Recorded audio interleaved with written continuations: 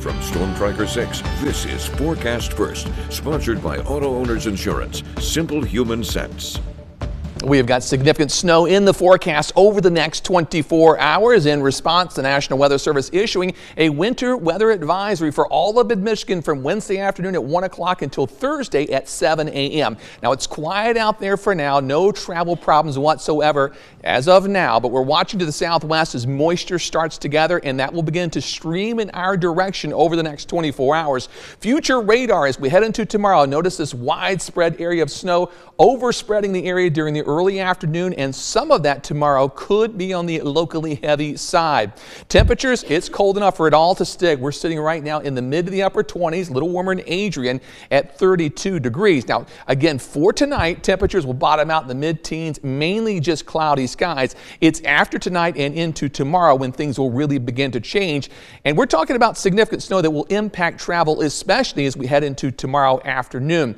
Road-wise, I think things are just fine tonight. Tomorrow morning as you're heading out even, I don't anticipate any major problems then, but you may do a little slipping and sliding as we begin to move through the day. And it's really tomorrow afternoon into tomorrow night. That's when roads really start to go downhill, and it could be a slow go even for the Thursday morning commute. We'll talk more about the accumulations coming up in just a few minutes. 6 News at 5 starts right now. WLNS is here for you with 6 News at 5. A showdown is brewing between two branches of government. It is our top story today at 5. Thank you for joining us. I'm Sherry Jones. Now, several federal judges have ruled against President Trump's actions to reshape the government. Vice President J.D. Vance wrote online that judges are not allowed to control the executive branch's legitimate power. And President Trump's ally, Elon Musk, has called for a judge who ruled against him to be impeached. Washington Bureau correspondent Vinay Simlat is here for you with the latest on the growing constitutional conflict. A battle between two branches of government, the Trump administration and the courts, has the third branch, Congress, divided. Donald Trump is not free to bulldoze his way through the rule of law. The Constitution vests the executive power in the president. Judges have temporarily paused a number of President Donald Trump's executive orders, including the administration's buyout offer to federal workers, DOGE access to Treasury payment systems, and leave for USAID workers, leading to this rebuke from President Trump. So maybe we have to look at the judges, because that's a very serious, I think it's a very serious violation. President Trump's ally Elon Musk said democracy in America is being destroyed by judicial coup. And Vice President J.D. Vance wrote judges aren't allowed to control the executive's legitimate power. I agree wholeheartedly with Vice President J.D. Vance, my friend, because he's right. Democrats in Congress accuse the president of trying to get rid of the third branch of government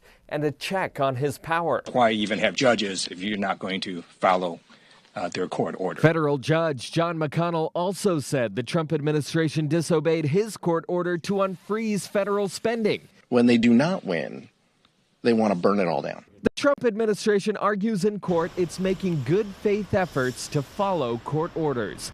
In Washington, I'm Vinay Simlat. Here in Michigan, Epic MRA conducted this exclusive poll for 6 News. It looks at several topics related to the president, including how people feel about the recent Supreme Court ruling in favor of presidential immunity.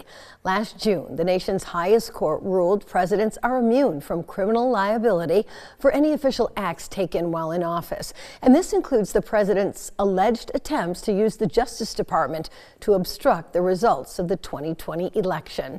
Well, 64% of those surveyed said they were very or mostly familiar with the Supreme Court decision. 36% say they were only a little familiar with it or not at all. Only 24% say they approved of the decision. 69% say they disapprove. A constitutional amendment might be proposed stating that no person, including the President of the United States, is above the law. That would mean the president would not be immune from prosecution for illegal activity while in office.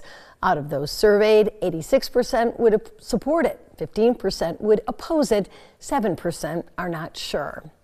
To take a closer look at this exclusive poll, including who Michiganders want to see replace Governor Gretchen Whitmer when her term is up, just head to our website, WLNS.com. Well, the U.S. Department of Education oversees $1.6 trillion of student loan debt. owned by 42 million Americans. But recently, President Trump has talked about possibly dismantling this massive federal agency. And this morning, CBS News business analyst Jill Schlesinger said it's highly unlikely this will happen because it would take an act of Congress.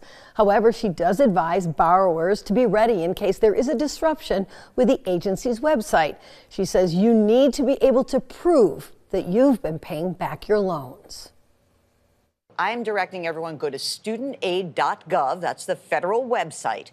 And you want to start to actually grab the screenshot of all the information that is there. So that could be the loan amount, how much you've paid in, that could be the interest rate, that could be when it's due. And I think these are critical action steps to take to protect yourself. And she also outlined the best practices for borrowers and they should take, including changing your password often, using two-factor authentication, downloading your records, and using auto-pay. Turning to our weather now, it's safe to say, as you heard at the top of the show, our roads are going to be a little treacherous during the upcoming winter storm.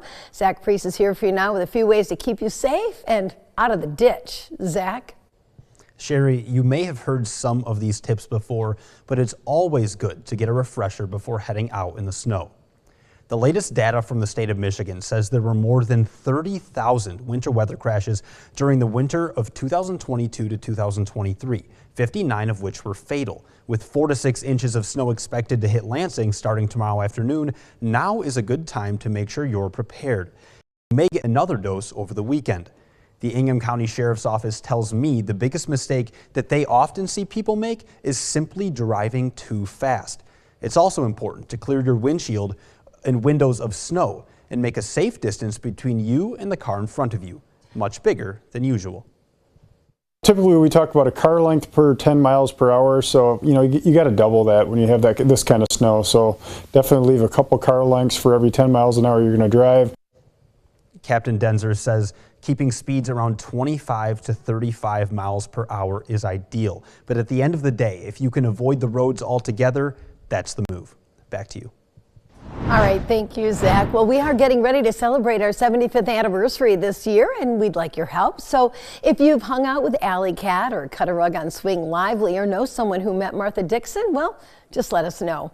And if you have any pictures or videos from back in the day, we've set up a folder for you to upload your memories, and we'd love to use them on air. So to share them, all you have to do is head to WLNS.com/75. And if you're willing to talk about it on TV, let us know in the comment section. We'll be kicking off the celebrations around our birthday coming up in May. From Storm Tracker 6, this is Weather First, sponsored by Auto Owners Insurance. Simple human sense. We've certainly seen bigger snows than a 4 to 8 inch snowfall, but it's still the biggest one we've seen so far this year, and it will create some problems for us as we head into tomorrow. Now, overall tonight, as I said, I don't anticipate any major problems out there. This is going to be late tonight and into tomorrow before things really start to go downhill, and that's when things could get a little bit dicey across mid-Michigan.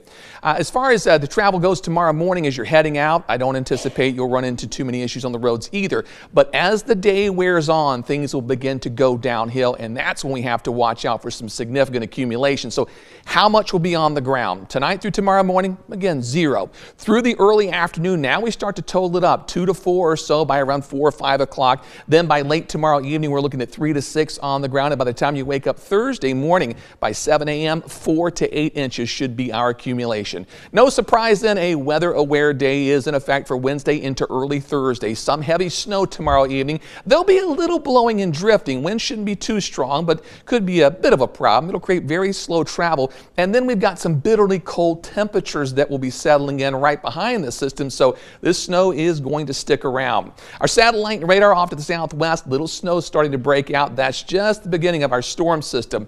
So we look at precision cast through tomorrow morning. Here comes the snow. Now still dry here at 7 o'clock. As the day begins to wear on, however, by the early afternoon, 1 o'clock, 2 o'clock or so, snow will begin to overspread the area, some of it low locally heavy. That'll last through the early morning hours, but by around 2 or 3, it starts to shift a little further east. Now, there'll still be some leftover lake effect snow showers from time to time on Thursday, and that will add a little bit to the accumulation, but not a huge amount. We're basically done with snow by early Thursday morning. Here's a look at the computer models, and I'm still in agreement with a 4 to 8 inch general snowfall. I think most areas probably around 5 or 6, but there locally could be as much as 8 inches of accumulation, and that is